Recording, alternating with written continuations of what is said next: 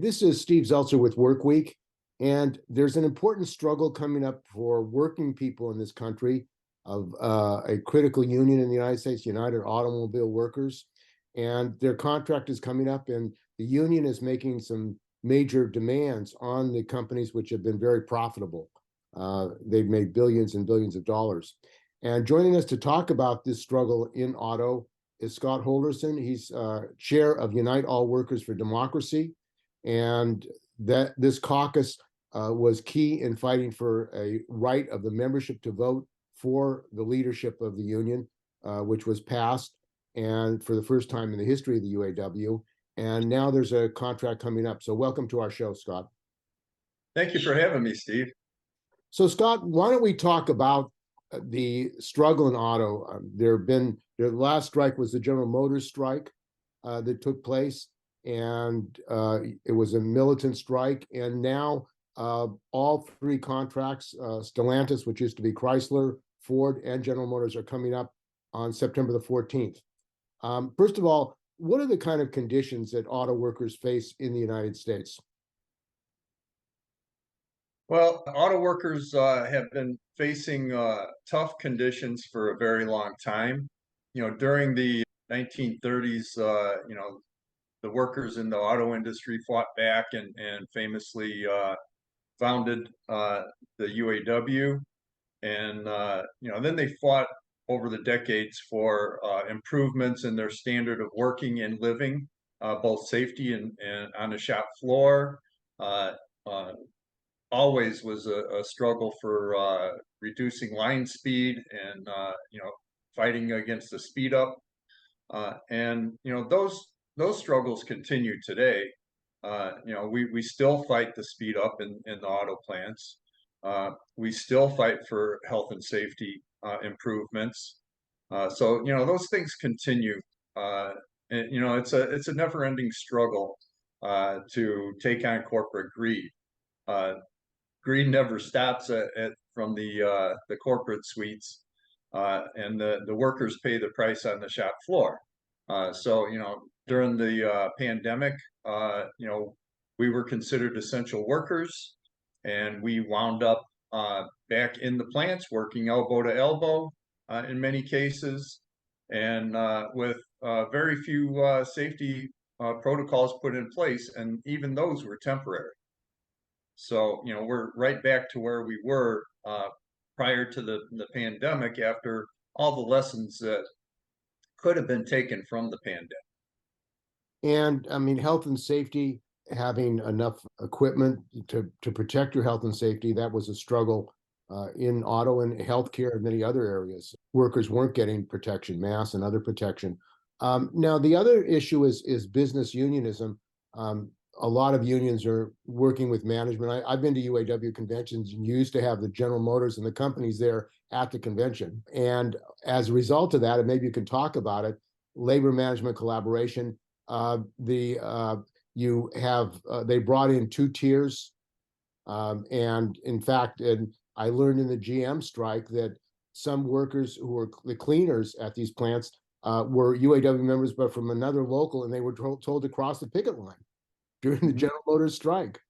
It seems like this collaboration and concessions to management has led to a weakening of the UAW and pitting one member against another member. Is that part of the problem going on now? Well, that's part of the problem, and that hasn't been resolved. But we have seen a paradigm shift in the approach to bargaining in the UAW with the election of Shawn Fain as UAW president, Margaret Mock as secretary treasurer, Mike Booth and Rich Boyer as vice presidents, and then the UAW Members United team also elected 3 regional directors. So we have a majority on the International Executive Board, and that's led to a paradigm shift in the way we approach negotiations. Membership is more included now than they have been at any time that I've been aware of since the early days of the UAW. We're getting back to our grassroots, but unfortunately, the contracts that were agreed to under business unionism conditions are still in place, and many of those conditions continue. you brought up the cleaning company. At our plant, we have cleaners that are in our local, but their contract does not say that they have the right to refuse to cross a picket line. So if they don't cross that picket line, they're in danger of being fired summarily. And so what we're doing then is to protect those workers. We're asking them to be our eyes and ears inside the plant. They are not to do our jobs. They're there to do their jobs. They're there to keep the plant clean and keep it in good condition for when we do settle and we go back, and also to report on us how horribly management is attempting to do our jobs. And this two-tier situation, not just in auto, but in other industries, there have been two tiers. You have auto workers who are making $15, $16, $17 an hour. The Teamsters, there was an effort to get a $25 minimum base pay for all Teamsters. I mean, that is even difficult to live on, particularly in high income areas with cost of housing and everything else. What percentage of auto workers are working in two-tier, and what are the two-tier wages look like? Well, we have far more than two tiers, Steve.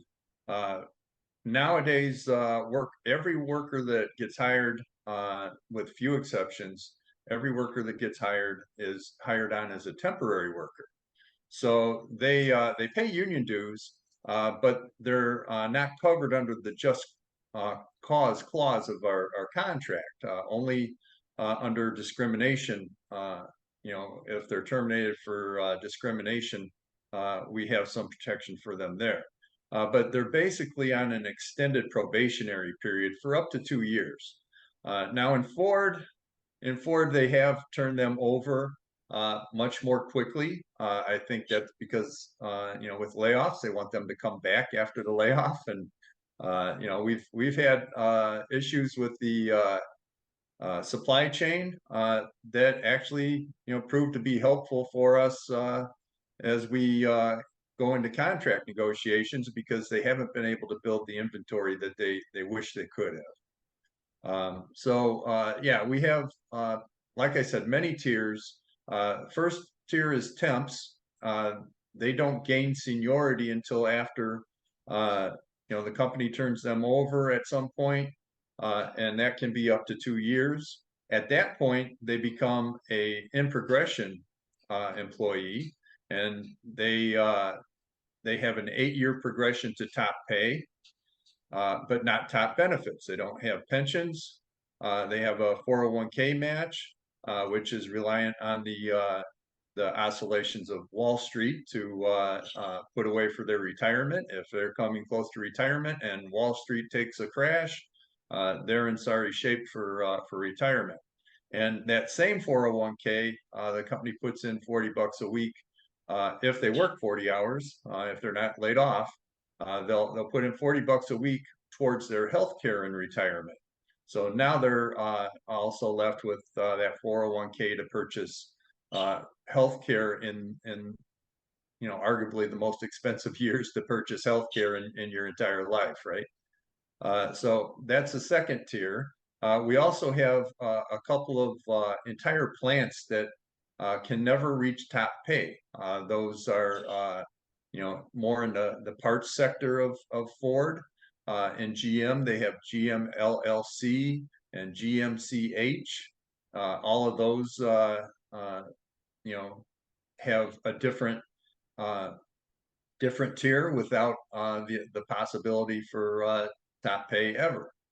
So those are some of the things that we have to try and correct in this round of negotiations, along with the transition to the electric vehicles, because as the companies transition, they're hoping to be able to transition away from the UAW. And famously, the battery plant in Lordstown, where GM shut down an assembly plant, and back in 2018, while we were under a contract that had a moratorium on plant closings, But then uh, the UAW just agreed to include that in the plant closings in the 2019 contract after a 40-day strike. So, that there's a different UAW today because of the direct elections, because we got the right to vote directly for our international officers. But we have a lot of ground to make up, and we're doing our best to prepare our membership for the fight that's coming up starting September 15th. And one of the issues is AI, and you talked about electric vehicles. It's going to be the loss of a large number of jobs. There's a strike right now of the actors and also the writers. They want to replace them. The billionaires who want to develop this technology is to get rid of workers and get rid of labor. So they don't have to pay health care, they don't have to pay benefits. And in an industry like auto, I know in China, China's brought in a lot of automated plants that they have. The union is calling for a 32-hour work week for 4 hours pay. That's one way of confronting the issue of less labor necessary for a job and protecting workers. It seems like that demand in itself is not just for the auto workers, could be for all workers in this country who face similar problems or issues with AI and reduction of labor needed in jobs. Sure. Improvements in technology are nothing new. We've been going through that for decades. But the thing is, who benefits from those improvements? That's the question.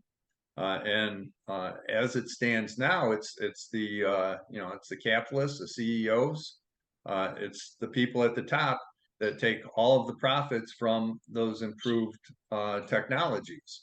In auto plants, I work in body shop. I'm an electrician. We need more electricians now, but still not as many as there would be production workers that do the jobs that the robots do. I tend to probably, I haven't counted them lately. I did count them at one time, but I tend to probably about 60 robots. And those lines that those robots are on have people on them in 4 places. So there's 4 people and 60 robots doing the little section of the body shop that I tend to. And the issue of government subsidies, the Biden administration has, in its last, one of its last proposals, wanted to support automation in this country and give subsidies to tech companies to develop, other equipment, chips, the chip industry, but also they're subsidizing these battery plants and joint ventures. What are these joint ventures? And the union is demanding that as a requirement of getting federal money, they have to pay decent wages, living wages. What is the situation at these subsidized plants that are being built with U.S. government funds? Well, let's take, for example, the battery plant that I was talking about previously, Altium in Lordstown, Ohio. They were starting out at 16 and some change an hour with a top pay in a $21 range after 8 years. Now, recently, there was a victory during negotiations. Their contract has not been finalized yet, but we've already gotten an agreement from that company to increase wages, right? But we want them increased to auto worker wages, not parts industry wages. And frankly, parts industry is just another tier. Many of those jobs used to be done in the auto plants for top auto worker pay. But what we're attempting to do is get those plants all brought under our master agreement, including the plants that are joint ventures. We think the part of the reasoning the companies are going with these joint ventures in many instances is to avoid unionization, or say, okay, you can unionize, but you gotta go in there and card check the employees or hold an election for unionization. And they tend to try to build in parts of the country that have a lower union density. So, it's more challenging. Not to say that it's impossible, but what's definitely possible is in these negotiations to get those plants for the Detroit automakers anyway brought under our master agreement, and then they will be we'll negotiate the top auto rates for those. And those battery plants are appear to be quite dangerous. I haven't been inside of one, but I've read the report that the UAW put out about the Altium plant, and it's horrific. The conditions these workers have to be in for a pittance.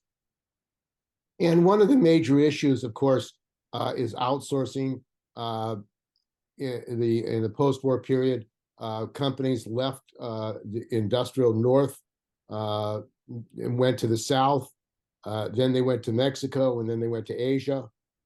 There are a large number of unorganized plants in the South and also other places, Tennessee. And these workers who try to form unions are fighting the company and have been retaliated against. The laws don't really protect workers. Thousands are fired every year in the United States who try to form a union. And there's a large number of these non-union plants in the South: Nissan, Honda, VW.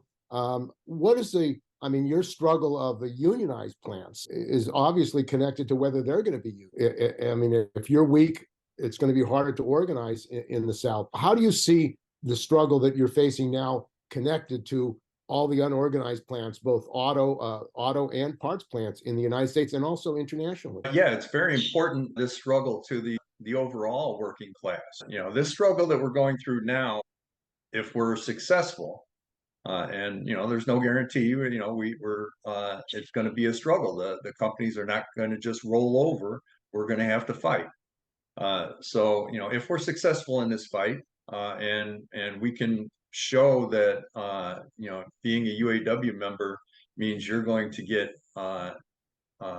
much better conditions and a better standard of living, then we will have a chance to organize some of those transplants, those foreign transplants. And that has been a struggle in the past for us. And in part, it's because of the business unionism model, where we've been kind of working with the companies to control the decline, so to speak, of our standard of living.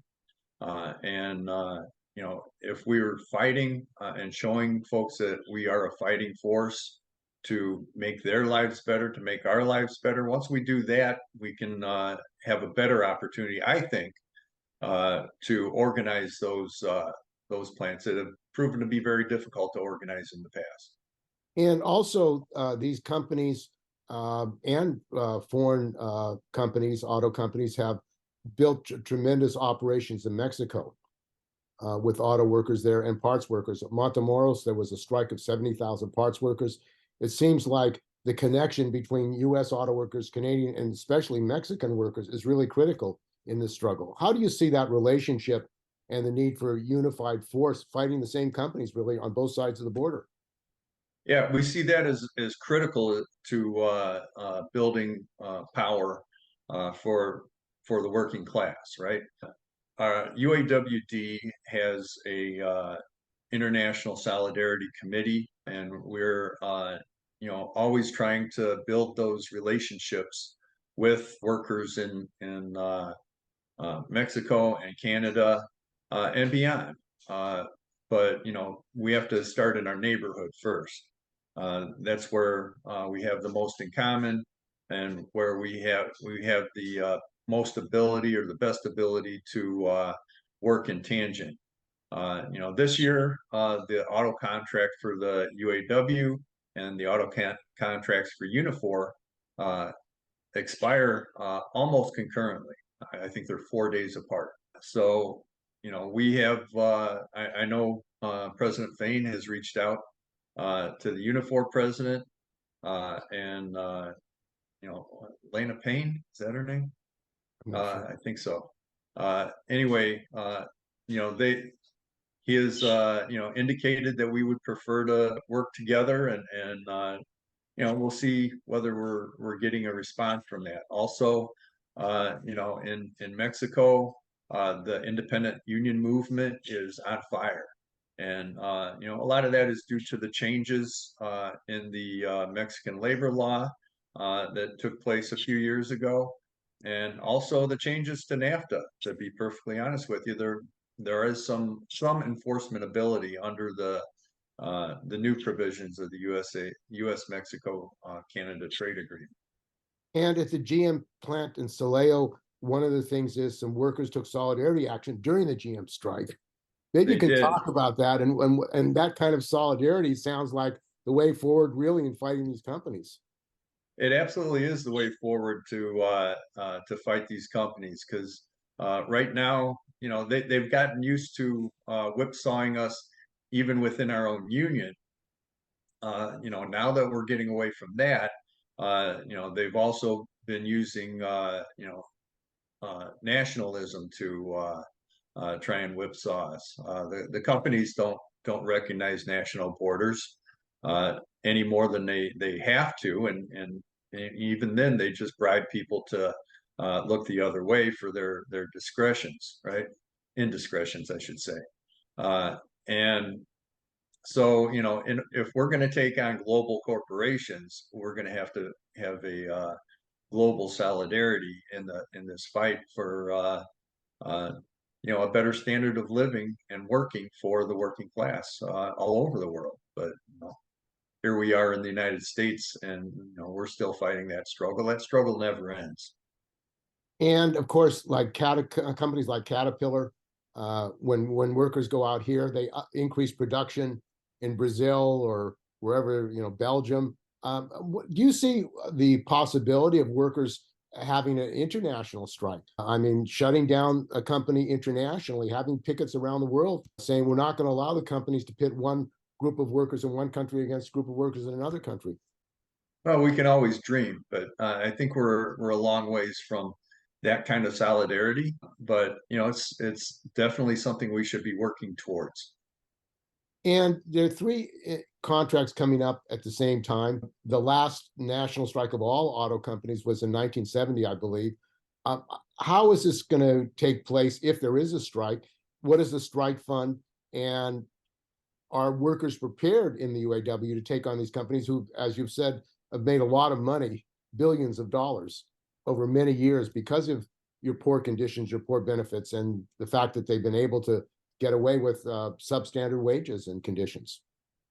Yeah, well, this is actually the first time that we've taken on all three at the same time, and we don't know how that's going to pan out on September 15th.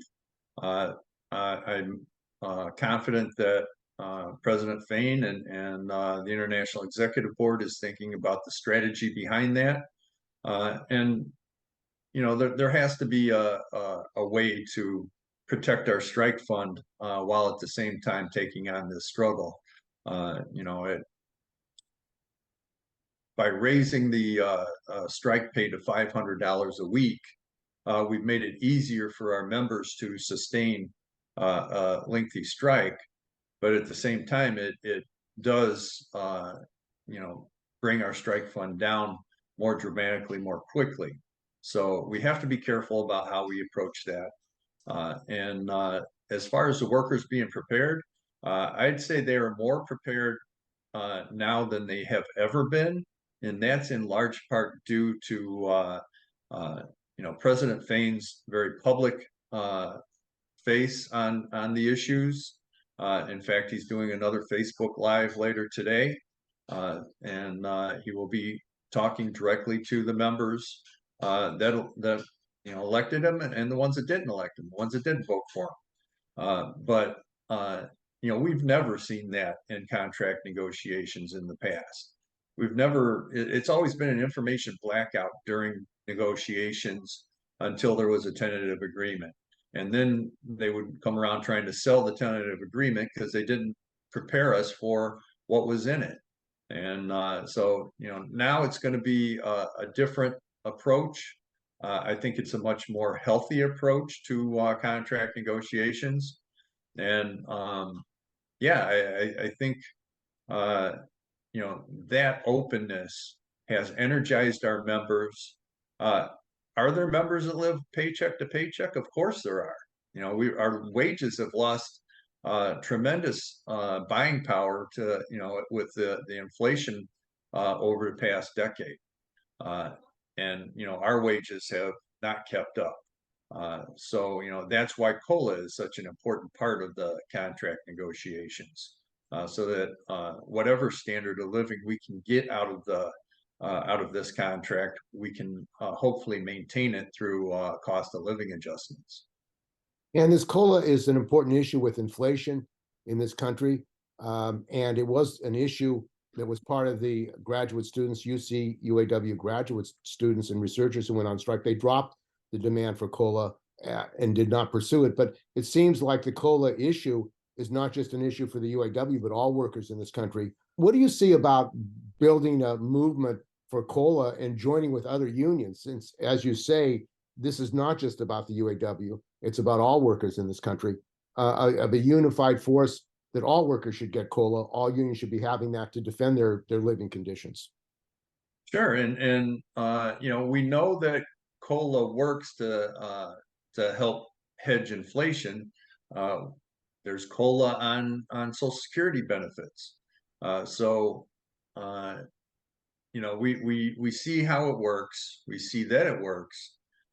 In the auto industry, we had COLA in our contracts for decades, and it helped us keep a standard of living even as prices spiraled out of control. Well, they've never really spiraled out of control, for at least for a long time in this country. But we've seen hyperinflation in other places that it just devastates the people that are trying to survive.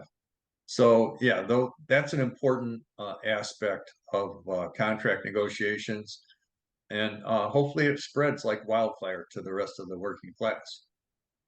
And one of the things I know that the UAWD is supporting is a commemoration on January the 8th of the Ford Mexico assembly workers. In 1990, there was an attack by the CIA and the AFL-CIO leadership on that plant. They raided that plant, beat up workers, and one worker was killed. This guy Cleto. This role of the AFL-CIO internationally. This is the 50th anniversary of the Chilean coup, which killed thousands of trade unionists, and the AFL-CIO was involved in that. It seems like the U.S. labor movement has to change course and look at what its history has been as far as building solidarity with workers in other countries and linking up internationally. What was the Ford assembly plant attack about, and why is it important to UAWD? The Ford assembly plant attack was about an independent union movement, right? And there were a group of workers there that were trying to form an independent union so that they could take on the company rather than their union sitting on the same side of the negotiating table as the company. So that struggle is always going to take place, and the role of the AFL-CIO in that, and in other things, we need to admit our mistakes of the past if we're going to heal those and move on from it and do better. So I think it would be important for the AFL-CIO to admit that, to come clean about AFL. But more importantly, or not more importantly, but importantly, UAWD is, as you said, trying to organize we have a International Solidarity Committee that works tirelessly to build those bridges of solidarity across international borders, and we are, looking for a solidarity trip to Mexico to try and build some of those bridges. Early next year is when it's being targeted for. So we'll see whether it gets actually gets implemented. But yeah, I think it's an important endeavor.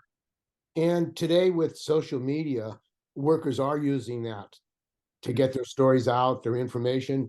Workers are using it to organize. And also with Zoom, you can have meetings of workers around the world, auto workers, GM, Ford.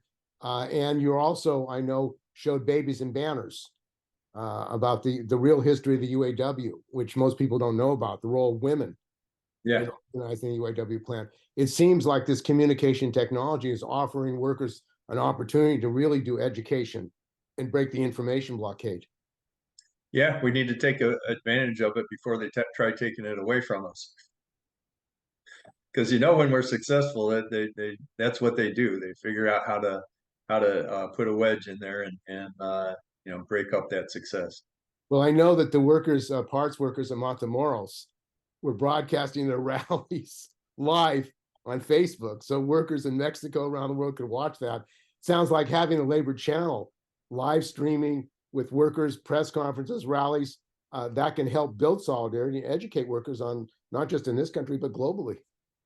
Well, I think there is some of that going on. There's a labor podcast network that I know you're a part of, and you're all doing great work. Not just you, but I follow a lot of the labor podcasts, the Valley Labor Report in Chicago. There's I was on the program just not too long ago.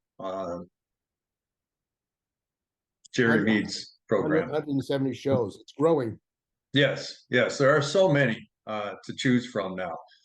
So the working class has the opportunity to get engaged, but that's going to take some education and letting them know that it's out there. A lot of them are there's also an entertainment industry that's aimed at keeping us away from those struggles, right? Keep us entertained, keep us on the games, on the PlayStations, so that we don't have time to actually engage in the struggle. And if there is a strike on the 15th, what can workers do in this country? What can unions do? I know if they can join the picket line, if they're picket lines. What do you see solidarity in the rest of the labor movement to make this a successful struggle? There's multiple things that the community can do, whether it be other labor unions, whether it be community organizations. The Labor Network for Sustainability held a webinar a couple of weeks ago where they asked the people on there to call the CEOs of the big three companies and send an email to them demanding a fair and just transition to electric vehicles, so that because we're all about a just transition. What the capitalists want is a transition where they pocket all the extra money that's made from this transition, and the workers get screwed again. But we're having community supporters on board and reaching out and using their organizations.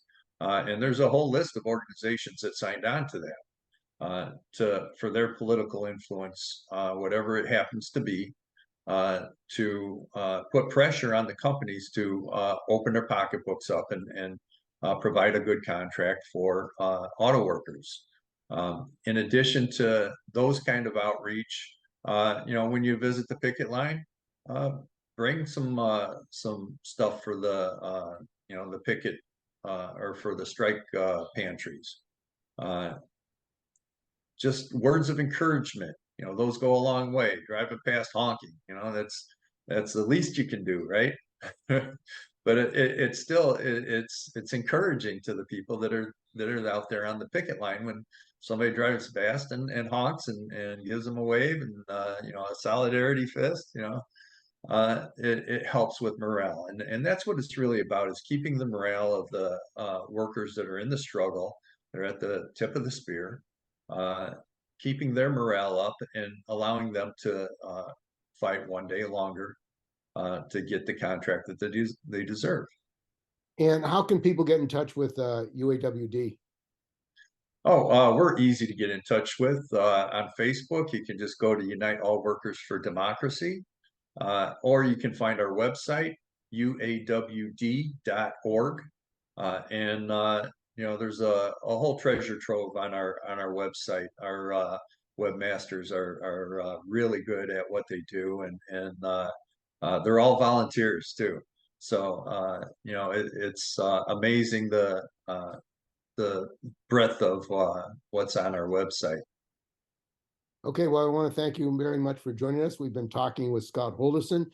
He's an electrician at UAW Ford plant in Chicago, and also is chair of Unite All Workers for Democracy. So thanks for joining us, Scott, and solidarity. Solidarity, Steve. Thanks for having me.